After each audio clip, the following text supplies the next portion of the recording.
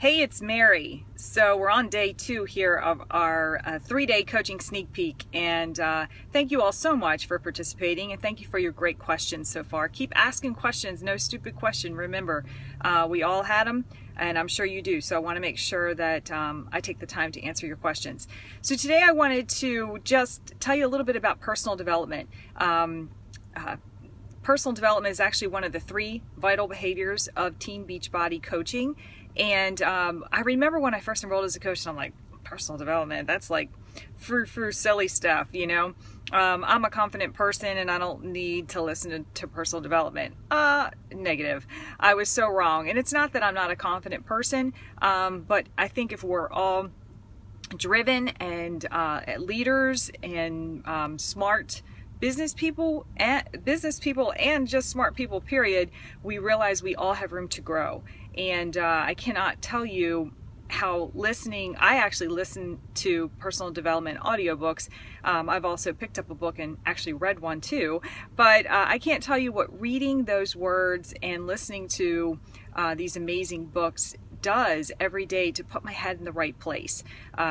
Especially as I listen on my drive into work, it just puts you in a really positive place, able to really handle the pressures of the day or rejections, etc. So as far as it relating to Beachbody coaching, you know, there's so much about coaching that is just so natural. It's just talking to people about what has worked for you, what has worked for your friends or other coaches or people that you know or that you're working with to help them to lead a more consistent, healthy, fulfilling life. But at the end of the day, you're selling something, you know, so there's no secret, or we don't have to be embarrassed to say that we're selling something to someone. So we are sales. We are doing sales and marketing as a Beachbody coach. Well, when you are in sales and marketing, you have to be prepared mentally to handle people that simply aren't ready yet. They either aren't interested in your product, or they may be interested but they're not ready right now. And 9 times out of 10, especially with health and fitness, someone's no is really not right now. It's usually not no forever, because most people in this world realize and understand that leading a healthy, fulfilling life there's is certainly a good thing, and they usually want that. But if you think about your own story, you think about your own journey, when someone may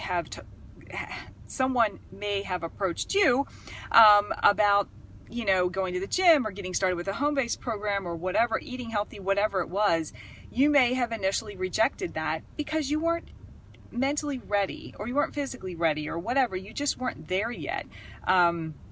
The same thing holds true with coaching. So we have to be prepared for those that say no, they're not ready right now. And I remember initially when I started as a coach, I took that so personally. You know, I was like, it felt like they were saying, no, Mary, I don't want to work with you. I don't think you can help me. And that's not what it is at all. And personal development has helped me to get my mindset right, to understand that those folks may come back around and need me 6, 8, 10, 12 months later.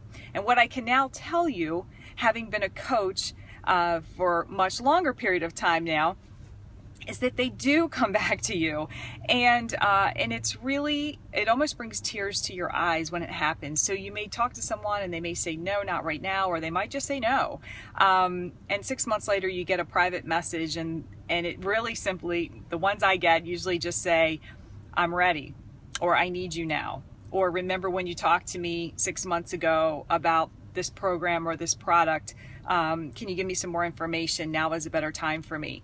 And it just really puts a huge smile on your face, because number one, you're so desperately want to help this person that you've obviously reached out to, and it's awesome that they're now ready and open for help. But secondly, you realize that there wasn't anything personal about them saying no 6 months ago. It was just that they weren't ready yet. And the personal development is, in my opinion, the key to all of that.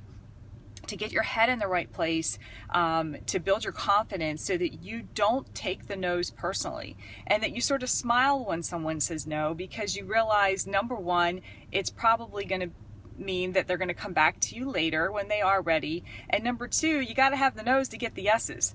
One of the personal development books that's my absolute favorite that I highly recommend to every coach is Jim Rohn. Jim Rohn, it's called Building Your Network Marketing Business, something like that. It's actually a really short CD, and I usually send it out to every new coach that enrolls on my team. And what he says is, when he first started in a network marketing business and he was inviting people, that back then they used to do sort of home parties to present the business opportunity, and he was inviting some people, his neighbors and friends and people that he had come into contact with.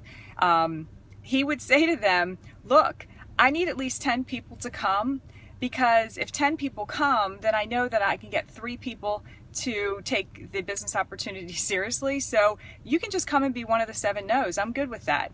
And it makes me laugh so hard because, you know, the general rule of thumb is somewhere between a 10 and 30% conversion rate, meaning you talk to 10 people, probably between 1 and 3 are going to be interested in whatever it is you're talking to them about.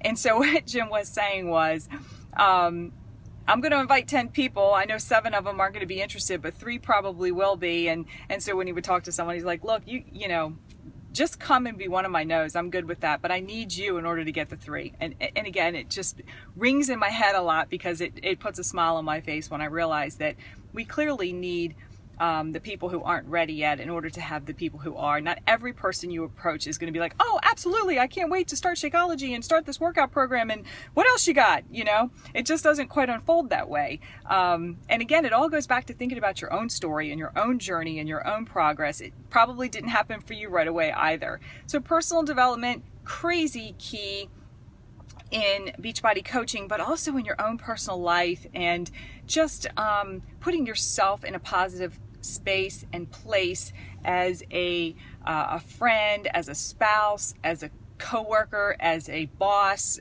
whatever. You will be shocked at how different and how much it changes you in such a positive way. So that's my take on personal development. I hope you guys are having a great day. I hope you understand and see the value of it. Many of you probably have read many personal development books. I would love to hear, what are your favorites? I know in our Beachbody coaching group, we actually run a list.